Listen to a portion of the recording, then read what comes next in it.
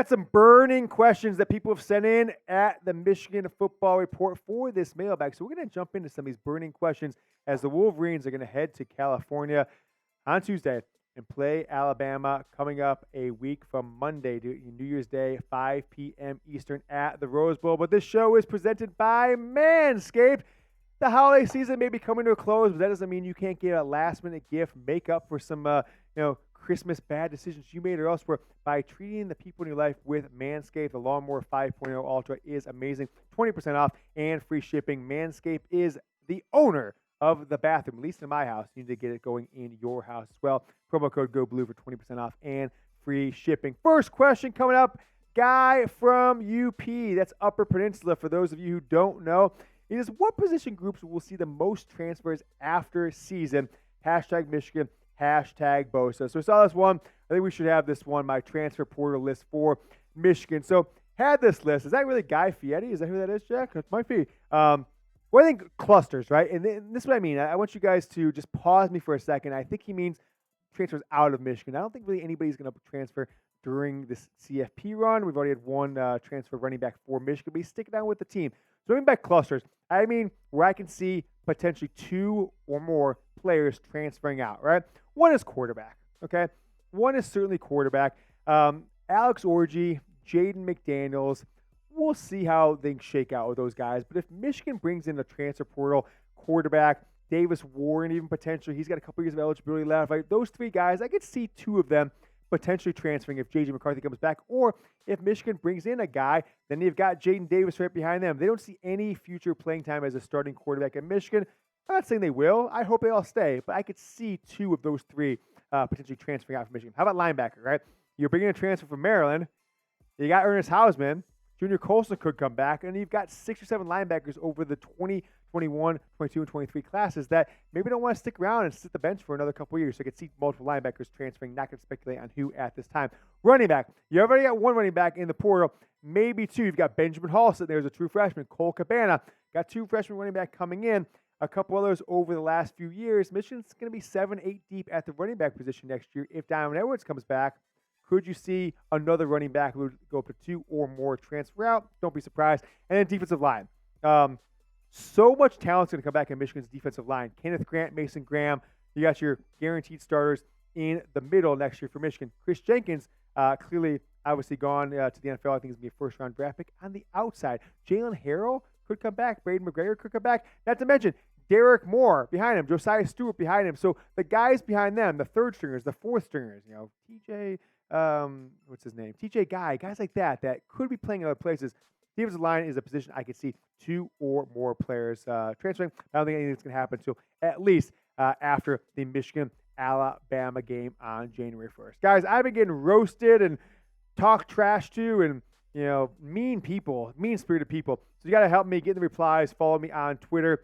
It's at James Yoder. Alabama fans are coming at me now. Ohio State fans have been coming at my head for the past, 5 years, but I've had a little of the upper hand on them lately. So it's at James Yoder on Twitter. Link for that is down in the comments and the description, and toss it in the live chat if you're watching live here on the show. Question from our guy, Josh Sherwood. Josh, what up? He says, Yoder, can Michigan get to the 10th spot in these 2024 recruiting rankings? I don't see anyway. That's too big of a jump. Now, if you get Caitlin Bear, maybe they jump up to 12 or 13, maybe. But I just don't see the potential players. If you look at the top 250 players in this entire class, I've never seen it at this point, the first signing day, where like 90% of them, right? Over 90%. I think there's only like 17 in the top 250. So that's like 93% or something like that have not committed and planning to sign today, whether or not they all do or not. So I don't really see any way that they can. I think at most you're going to get up to 15 or 14 if you add, Bear, maybe 1 or 2 other players. Jacksonville Zoe helping send Jack to Houston with a $50 super chat earlier with this question. He says, does Jordan Marshall play next year even if the Don stays? Now, what do we make of Benjamin Hall? Was injured this year for quite a bit. Cole Cabana and others, or maybe a transfer portal running back, of which there potentially are going to be a plenty that Michigan will begin looking at depending on what the Don does. I'll tell you more about what I think about it in a second, but I got to tell you about Manscape, the sponsor of the Michigan Football Report for 4 seasons running now, and they've got their best product line out of all time. One of my favorites, it's the Lawnmower 5.0 Ultra. This is part of the Performance Package 5.0 Ultra. You buy all these items, the Performance Package. You've got you got the lawnmower. You've got the Manscaped boxers, Jack. You've got the Manscaped travel pack, which is amazing, which I use all the time. You buy all these things separately. It's like $257. The package is $139. That's a hell of a deal there. But you get 20% off with promo code GOBLUE at manscaped.com. Promo code GOBLUE at manscaped.com. You see all these products in there. Go check it out for yourself. The Performance Package 5.0 Ultra, normally $139, deep discount bundled together. Chopping prices. $111.99 is the price with that 20% off discount. You only get that 20% off using promo code GOBLUE right at the bottom of the screen there. Right there. No spaces. GOBLUE. 20% off, free shipping. It's not too late to make up for some bad gifts you gave in the holiday season, a little late Christmas gift, etc. Manscaped.com.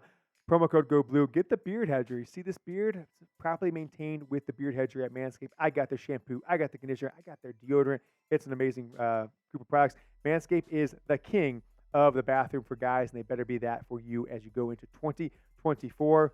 The fifth generation products are amazing. Get them there. Manscaped.com. Promo code GOBLUE. All right, go back to this question. I think it just depends on what Benjamin Hall, Cole Cabana. I haven't heard any buzz about those guys since spring practice, maybe a little bit after that. And if the Don comes back, they're probably going to need him. Now, does Michigan get a transfer portal running back? Names are starting to emerge. There's some speculation that there could be one or two guys out there. I was really excited about, what's his name, Travis Etienne's brother, but sounds like he's not going to be in Michigan's plans. He's looking at other schools. So if Michigan gets a transfer portal running back that can make an impact, then maybe not. But I think by 2025, Jordan Marshall's going to be Michigan's starting running back one way or another, where it's kind of splitting carries like Corman Haskins did at times, or just the true bell cow for Jim Harbaugh's squad. Guys, we're sitting at 30,105 subscribers here on the Michigan Football Report. Appreciate everyone who's joined the show. 30,105 strong of you. Subscribe if you haven't. YouTube.com/Michigan TV. We should turn off the subscriber-only chat if we still have it on. But nevertheless, subscribe now. Hit that button below the video if you're watching live or watching on demand. Dogecoin 3000, I know it's Dogecoin. Dogecoin 3000 says, who will lead Michigan in receiving yards against Alabama? Well, that's a wild question, Dogecoin, but we've got a graphic for this. I think these are two guys that need to step up right here. Jack was on the spot. As soon as he saw the question, he knew what graphic I needed. These players must step up. It's Colston Loveland. It's Donovan Edwards. And maybe they've stepped up. Although I am mystified by how easy Donovan Edwards gets tackled this year. I'm mystified by it, right? He gets tackled. The touch, right? It's like, Donovan, he's running. Tell him, touch. Oh, he falls over, right? It's just terrible. Colston Loveland, I think next year is a first-team All-American player. I think he's the best tight end in college football in 2024. Those guys need to have introduce yourself to the world games. A lot of people know Donovan Edwards. I think Colston Loveland's still an under-known name in college football. But Michigan's got to feature them in the game plan. It's got to self-scout. They can't let the old tendencies of Jim Harbaugh's offensive run the ball left, run the ball right, 3rd and 9, have to throw a prayer out there. I remember Shea Patterson was quarterback at Michigan. I always thought his talent was underutilized, but it was just brutal sometimes when I thought anytime against a good competition, Ohio State or Penn State or Alabama in the bowl game, like Shea had to throw in the smallest windows of all time, and the receivers had to make circus catches to complete a damn pass half the time against good competition, and it just cannot happen against Alabama. Get these guys in space. Go back to the Jim Harbaugh. Jack, if you want to see the hope of the game I'm looking for, you guys, Jack as well, I'm not sure if you were even alive for this game, 2010 season, so January of 2011, Stanford, Virginia Tech, Harbaugh's last game at Stanford. Watch the second half of that game, how they use the tight ends. It was like watching, this is the top 10 matchup. They were just down the field 30 yards, wide open. It was that same guy. It was 3-4 different tight ends. And Andrew Luck just had a field day with the tight ends in the second half. That's what I'm hoping from Colston Loveland, A.J. Barner, and then something more we've seen out of Donovan Edwards in the passing game. I think J.J. McCarthy has become the best quarterback of all time. I've been saying it since the offseason. I think it was once he beat Michigan State 49-0, and then Penn State a couple weeks later, that did it for me. J.J. McCarthy, the best quarterback of all time. Do you agree with me? Do you think McCarthy is? Let me know in the live chat or comments who the best quarterback of all time. For me, I think it's J.J. 1. I probably would still say Jim Harbaugh too, although I didn't really watch him play, just kind of the accomplishments and the Heisman third place and first round draft pick. And maybe Chad Henne, John Navarre. Um, Winning help stops me from putting Denard up there in that top 2 or 3. Tom Brady probably on 5 or 6. Drew Henson's probably the most talented, but really he only started 8 or 9 games at Michigan, right? And then he was hurt for the first 4 games of his junior year. Then would have been the number 1 pick, Heisman favorite going into 2022 or 2002. Decided to leave for the Yankees minor league system. So let me know, guys, who is the best Michigan quarterback of all time. Now, if Michigan wins against Alabama, when they win, I mean, I just don't think anyone can dispute at that point that is J.J. McCarthy. He is Michigan's GOAT, and let's just be real here. I think he is, and I think there'll be no debate after Michigan beats Alabama. So let me know what you guys think in the comments. Let's just go to this next question, though, Sam. From I said Sam. I said Jack. Next up in the queue, though, is an interesting name. I said Sam. Drunken Sam Webb. We've seen this person on there. I think it's hilarious. Drunken Sam Webb. Who's the picture of, though? You got to be kidding me. You see that picture, Jack? That says Sam Webb versus everybody is the T-shirt. So, okay. Drunken Sam Webb says, compare Jalen Milroe to another quarterback Michigan has faced over time. Well, nobody this year, I don't think at least. Maybe J.T. Barrett, but Barrett was smaller and probably threw better. They didn't really face Cardale Jones, but maybe Cardale Jones is comparison body-wise, although I think Cardale Jones is a better passer. Just going back in time, oh, gosh, this is a tough one. Who was that quarterback, 2005 Penn State? I'm going to look it up. I forget. And this is going way back for some people, right? This is almost 20. Michael Robinson, quarterback at Penn State, right? Back in 2005, led them to like a 12-1 season. Michigan was their only loss that year in 2005. Michael Robinson could be one for me. Other than that, like it's tough to say. Like they haven't really faced a quarterback that I can think of.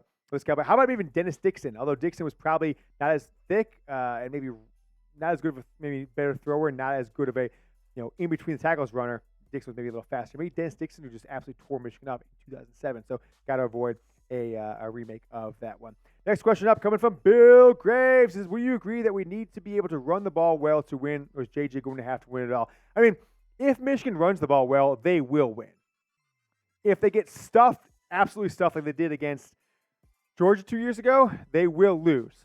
So, but there's a middle ground here, right? There is a middle ground of, can Michigan get 120 to 160 yards, right? That's not actually like dominating the, I think over in 160, 180, 200 plus yards. That's Michigan dominated the ground. If you get 120, right, which kind of like you did against Ohio State this year, it didn't look good in the first half. It's kind of building over time.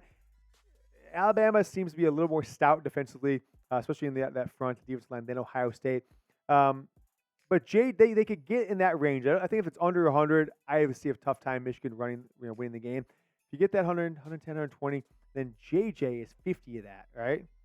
Opens things up downfield, and then Michigan can win the game. And frankly, I just think Michigan has a better defense too. So Alabama has more NFL defensive draft picks than Michigan will. I do think that Michigan overall has a more talented and better playing and deeper defensive line. So we need to run the ball. If it's stuff, if it's under 50 yards, game over. But it does not have to be 200 yards to beat this Alabama team.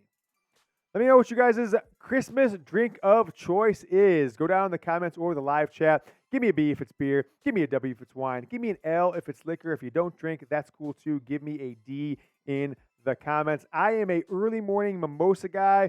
7 a.m. when the kids wake up till probably 11. Have some breakfast, a little brunch. Take a little break in the afternoon, maybe a little nap, and then typically go to maybe a White Russian or something like that in the evening when you're gathered around watching sports, maybe playing with all the toys that those kids open. Give me a B, give me an L, give me a W, or give me a D. Let me know your drink of choice. I hope you guys have a great holiday season.